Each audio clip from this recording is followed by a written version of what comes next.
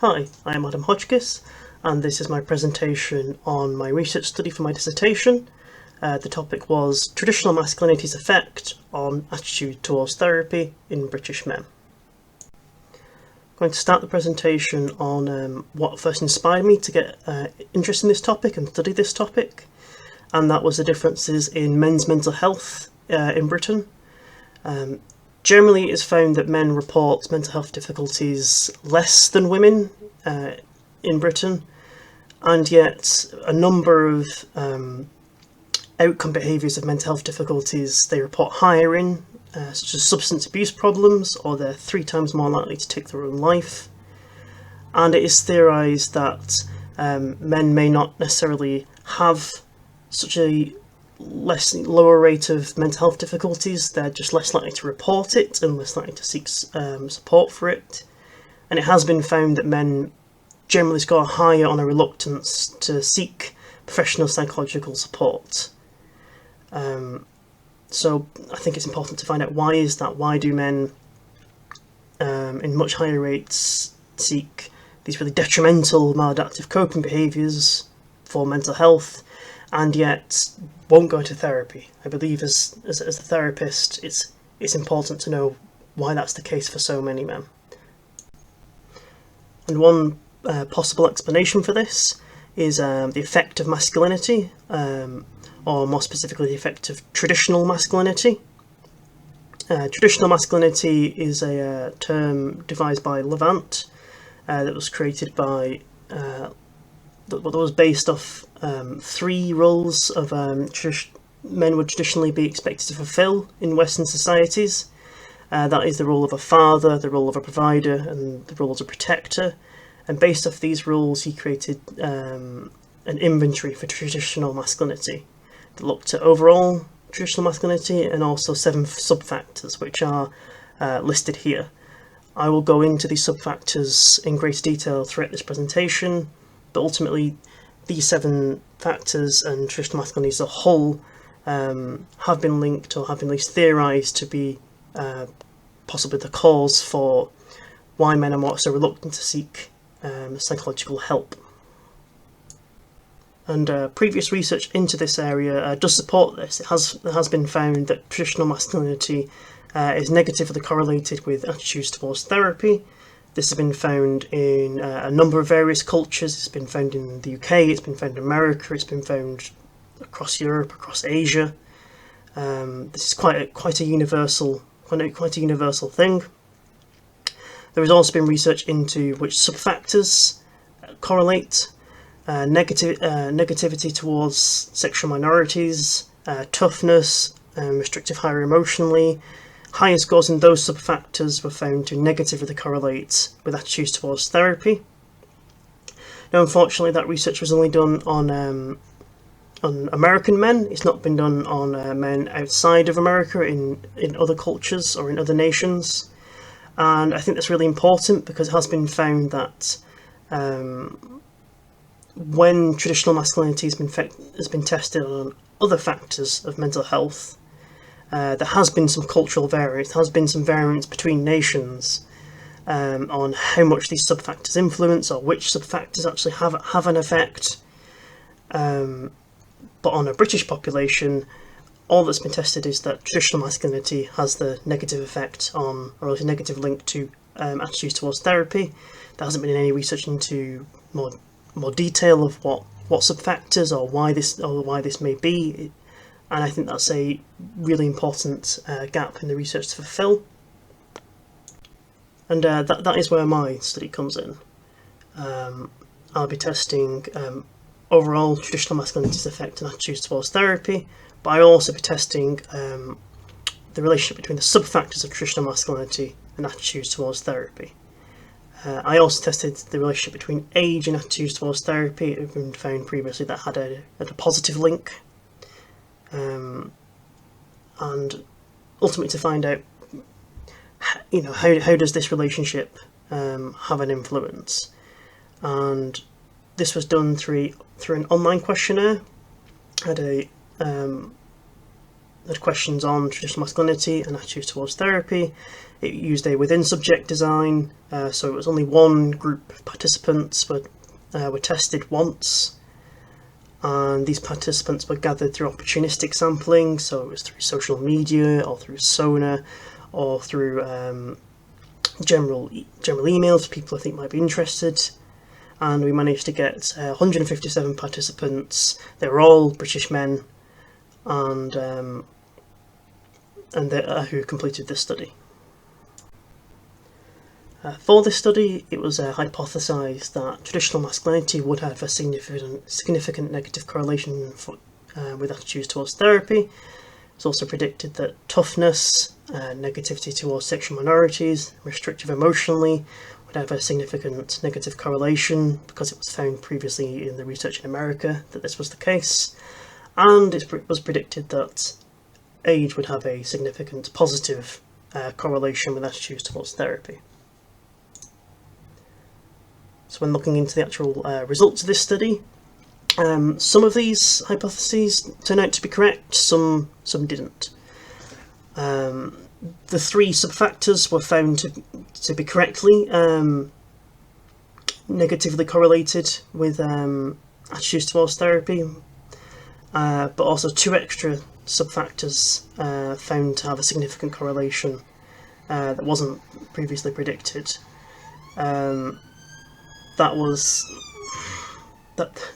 Sorry if you could hear something. That was self-reliance through mechanical skills, and also avoidance of femininity.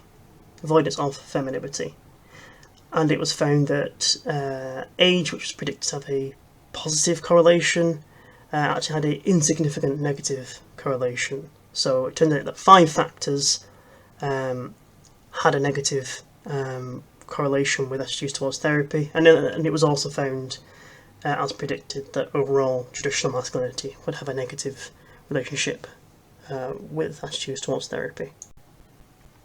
Okay, the subfactor that had the strongest negative relationship was found to be toughness. This wasn't found to be the case in previous research. It's found to have a significant relationship, but it wasn't found to be the strongest negative relationship in research in America, so it may mean that there's some differences to how advocating for toughness manifests in British culture. But it's theorised that possibly advocating for toughness causes a negative attitude towards therapy, as it's viewed as seeking therapy is an admission of weakness. It's seen as men not acting tough, not being tough, by not being able to deal with something with their own mental health and needing to seek support. But I also think it's an interesting subfactor that could definitely do with more research in the future, whether toughness can improve resilience, so could perhaps mitigate negative mental health outcomes, could make men more resilient perhaps to mental health difficulties, or is it detrimental? Because you could see toughness going perhaps either way. But in this case, what we do know from this research is that it does have the strongest negative relationship with attitudes towards therapy. The next subfactor that was found to have a significant negative correlation is negativity towards sexual minorities. And what I mean, and what the study means by this, is having discriminatory views towards sexual minorities. For example, homosexuals to never marry. That was a question in this study. In previous research, this was found to have the strongest relationship with negative attitudes towards therapy, but it's only the third strongest in this study.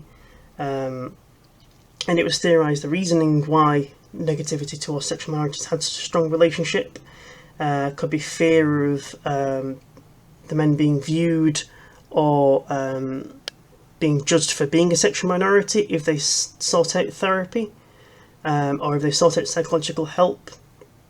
There was in the research a fear of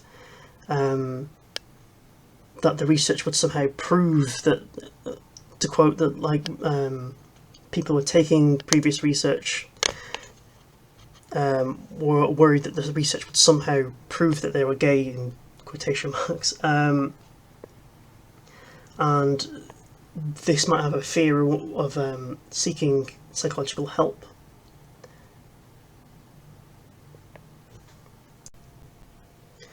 So previous research into traditional masculinity and attitudes towards therapy, people were apprehensive that the study would somehow prove that they were a sexual minority, and the theory is that this is what caused them to disengage with seeking psychological help.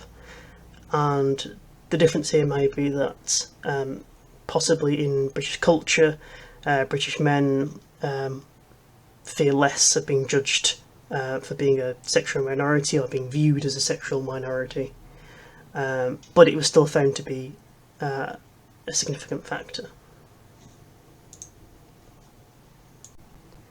And the third factor that was hypothesized correctly to have a negative correlation with attitudes towards therapy was restrictive emotionally, which basically means they have a negative view towards expressing their emotions, expressing emotions that could be can be viewed as negative.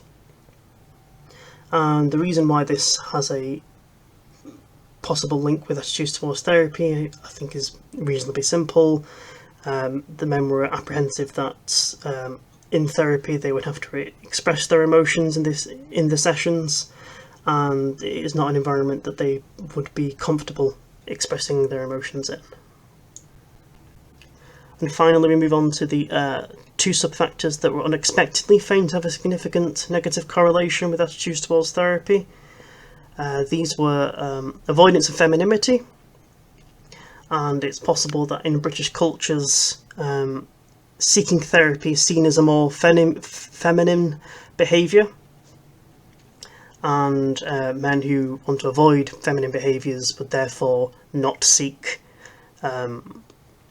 therapy. And finally, self-reliance through mechanical skills. Now, this isn't general self-reliance, this is self-reliance in the terms of things like DIY or house maintenance, being able to sort of perform mechanical skills that a man would be expected to perform traditionally and be able to do it themselves. And it's possible that this form of self-reliance has more of an overlap with British men with general self-reliance, which was found to have a significant negative relationship with help-seeking behaviour in previous research. So here we move on to the implications. So it seems that traditional masculinity in British men does have an effect. It seems that toughness has the possibly the most significant effect, and this information can hopefully be used to help develop forms of therapy that can better accommodate men who score higher in these factors, because they're less likely to actually engage with therapy, so it can help develop future therapeutic techniques, I mean. And hopefully this research from this study can inspire and be used in future research. It can help look into which forms of therapy prove effective for this group of men who are reluctant to engage with therapy. So which forms of therapy does get these group of men to engage with therapy. And also research looking into a wider age group. This research was testing all men over the age of 18, but they were primarily in a younger age group. Most of the participants were under 50, so a better distribution of age could be looked into, and also looking into the relationship between traditional masculinity and other mental health outcomes. And finally go on to the references. These will all be in the handout, but if you don't have access to the handout, feel free to pause the video at these points.